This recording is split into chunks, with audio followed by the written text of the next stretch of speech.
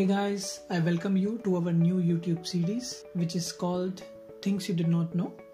इस सीरीज के अंदर हम बात करेंगे अबाउट फैक्ट्स किसी भी चीज़ से रिलेटेड हो सकते हैं, चाहे वो बिजनेस हो, स्पोर्ट्स हो, न्यू टेक्नोलॉजी हो, किसी भी चीज़ से रिलेटेड। पैराडाइम शिफ्ट ये एक ऐसा कॉन्सेप्ट है जिसके बारे में ज़्यादातर लोग नहीं जानते हैं।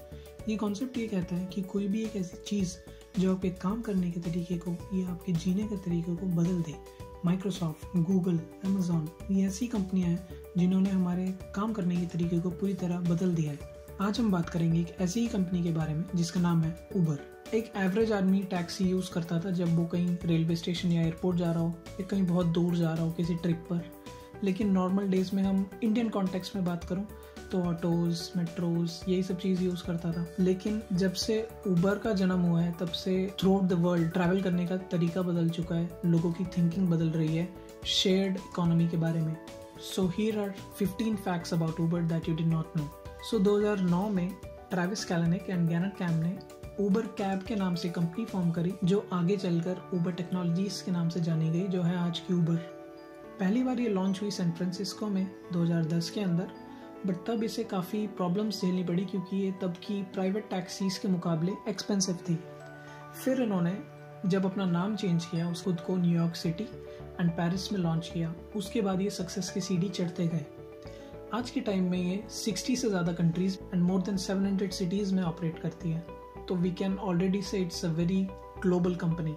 सो जब हम बात करते हैं राइड शेयरिंग एप्स के बारे में, कंपनीज के बारे में, उबर के बाद काफ़ी सारी कंपनीज आई अलग अलग कंट्रीज से, तो एक रेफरेंस के लिए अगर मैं बोलूँ कि इस इंडस्ट्री को किस तरीके से चेंज किया गया है, तो यूएसए में 2012 में प्राइवेट टैक्सीज का जो शेयर था वो था 99%, बट जब से ये एप्स आई हैं उबर, लिफ्ट, ओला, ये जो शेयर है प्राइवेट टैक्सी का वो 99% से घटकर मात्र 12.5% रह गया है। उबर ने अभी तक 5 बिलियन राइड्स कंप्लीट कर ली हैं।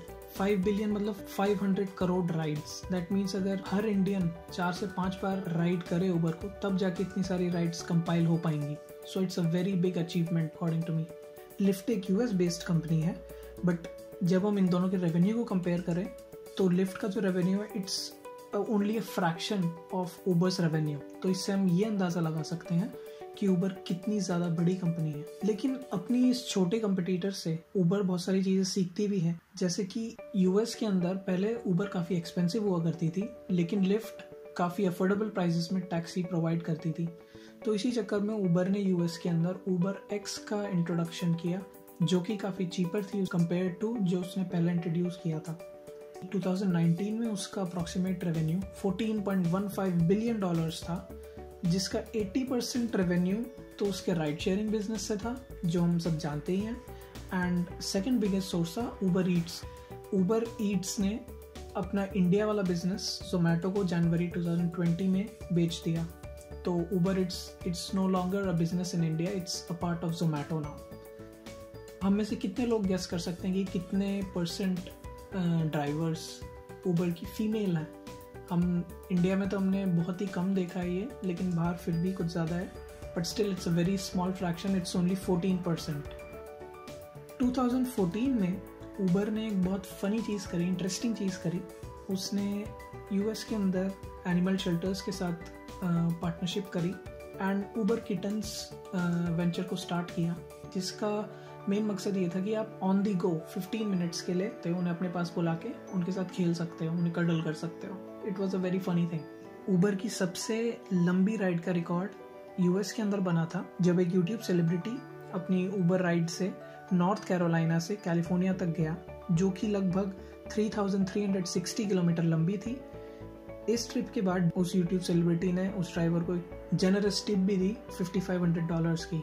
रिसेंटली उबर ने इंडिया के अंदर टिपिंग फीचर्स इंट्रोड्यूस किया है, जिसके अंदर आपके पास ऑप्शन होता है राइड कंप्लीट होने के बाद कि आप उन्हें 25, 50, 100 या कस्टम अमाउंट, खुद एक अमाउंट डाल के अपने ड्राइवर को टिप कर सकते हैं, जैसे हम रेस्टोरेंट्स में करते हैं।